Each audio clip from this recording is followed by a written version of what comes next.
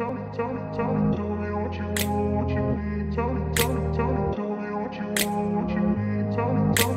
grew up in a place where they told you what to chase, told you how to run the race. Every move was on the page, but I didn't like their way. Had to fight and misbehave, had to find a way to. Hello everyone, this is Fabiha Jamil back with another video and a completely new layout. The reason behind having this layout is to directly show you that how can you read a book effectively. Effectively से ये मतलब है कि आपने एक book को पढ़ लिया और वो आपके सर से गुजरे ना. आपने बुक इस तरीके से पढ़नी कि उसका जो मेन आइडिया है वो आप रिटेन कर सकें, और इसको रिटेन करने के लिए there are some specific steps जो आपको करने पड़ेंगे. बट बिफोर दैट आपको ये पता होना चाहिए कि रीडिंग इम्पॉर्टेंट क्यों है. देखिए, सबसे पहले तो reading is important because it is a larger या एक ब्रॉड या एक अम्ब्रेला स्किल आप इसको कहें. इस अम्ब्रेला स्किल की बहुत सारी शाखें होती हैं, जैसे कि कॉम्प्रहेंशन हो गया, डिकोडिंग हो गया, फोनीमिक और फोनिक अवेयरनेस हो गई, and there is much to it. और दूसरा कि ये एक रिसेप्टिव स्किल है. ये वो स्किल है जिसे हम रिसीव करते हैं, यानी कि we take something in our minds. अब जितना हम बेहतर रिसीव करेंगे उतना हम अच्छा प्रोड्यूस करेंगे. The better we read the better we going to speak and write. वो सारे प्रोडक्टिव स्किल्स हैं दो, तो उनको हम अच्छे तरीके से प्रोड्यूस कर पाएंगे. सबसे पहले बात करते हैं making sense of the book. Now this is the very first paragraph of the book and the first line of the book. इसमें मैं आपको दो तरीक़ों से रीड करके बताऊंगी और आपने ख़ुद पता लगाना है कि आपको कौन सा तरीका ज़्यादा बेहतर लगता है. For example, humans think in stories rather than in facts, numbers or in equations, or the simplest the story the better. ये एक तरीका है इसको पढ़ने का. सेकंड तरीका क्या है? Let me show you. Human think in stories rather than in facts, numbers or equations, and the simpler the story the better. Now this makes sense कि ह्यूमंस क्या करते हैं, वो स्टोरीज़ पे ज़्यादा फोकस करते हैं, ज़्यादा उनको समझ आता है, ना कि उनको किताबी बातों से, फैक्ट्स से, नंबर से समझ आता है. So this is how you make sense of the book. जब आप रीड करते हैं तो एक ऐसी स्पेसिफिक टोन अपने अंदर ले आए तो ताकि आपको समझ आए कि आपने पढ़ना क्या है. तो मेकिंग सेंस में पहला तो ये आपका पॉइंट हो गया. दूसरा पॉइंट ये है कि आपने हर बुक का पहला पैराग्राफ या फिर आप कहें इंट्रोडक्शन, जो इंट्रोडक्शन होता है, या तो अगर आप इंट्रोडक्शन सारा नहीं पढ़ सकते तो पहला पैराग्राफ आपने 2 दफ़ा पढ़ना है. बहुत अच्छी प्रैक्टिस होगी कि अगर आप इंट्रोडक्शन 2 दफ़ा पढ़ लें, क्योंकि इंट्रोडक्शन में आपको सारी बुक के बारे में पता चल जाता है.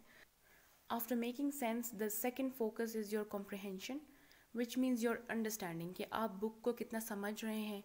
इसमें what includes is to know the unknown. जो आपको नहीं आता वो आप पहचानते जाएँ, उनको उसको देखते जाएँ.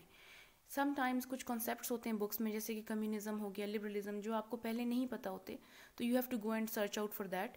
या फिर कभी कुछ वोकेबलरी वर्ड्स भी होते हैं मुश्किल, जिसके बारे में आपको नहीं पता होता, and you then search for that.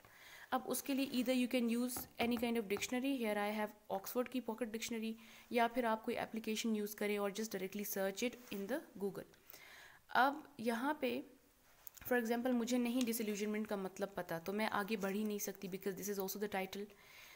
अब मैंने क्या किया, for this I have made these sticky notes, और मैं इनको यहाँ पे चिपका दूँगी. इस पेज में कोई भी मुझे मुश्किल वर्ड नज़र आता है वो मैं यहाँ पे लिखती जाऊँगी ताकि मेरी अच्छी अंडरस्टैंडिंग हो. इस ऑप्शन को आपने कभी भी निगलेक्ट नहीं करना, और बहुत अच्छी बात होगी कि अगर आप इनके सेंटेंसेस भी बना लें.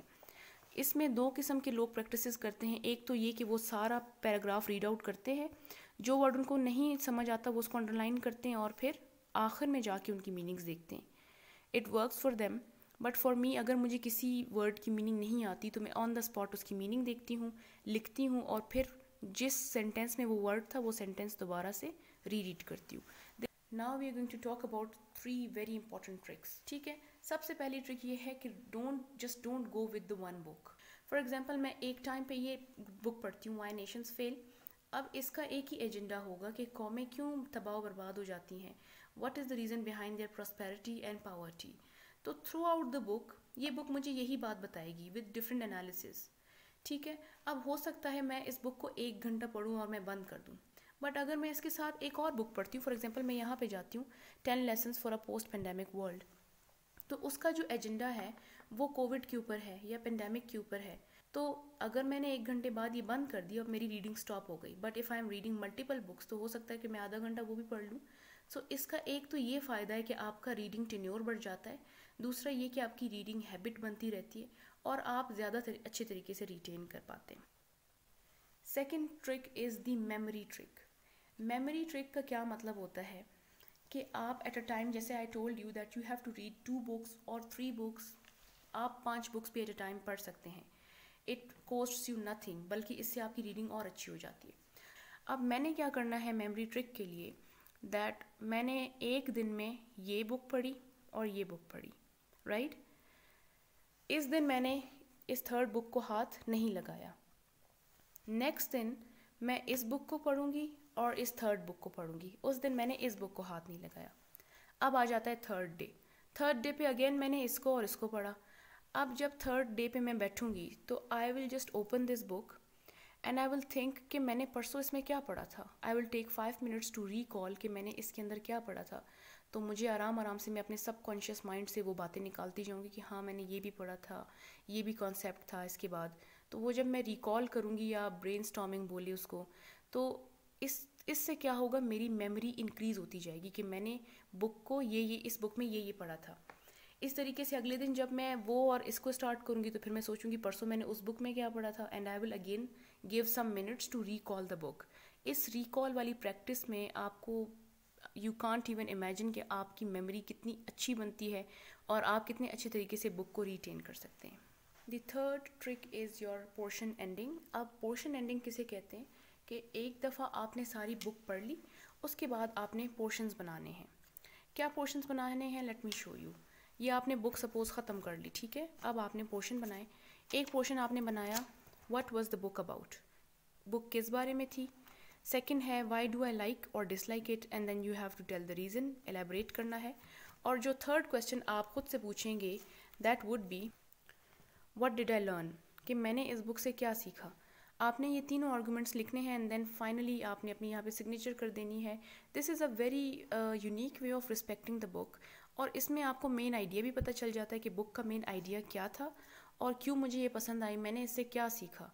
इसी की तरह पोर्शन एंडिंग में एक और काम भी आप कर सकते हैं, that after 20 pages, her 20 page के बाद या आप हर 30 पेज के बाद या 15 पेजेस के बाद आपने उसका एक छोटा सा पैराग्राफ लिखना है।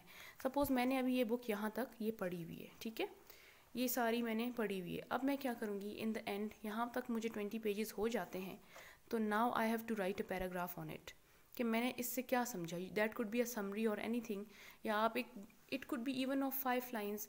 अगर आपका दिल कर रहा है तो आप 2 पेजेस का भी लिख ले।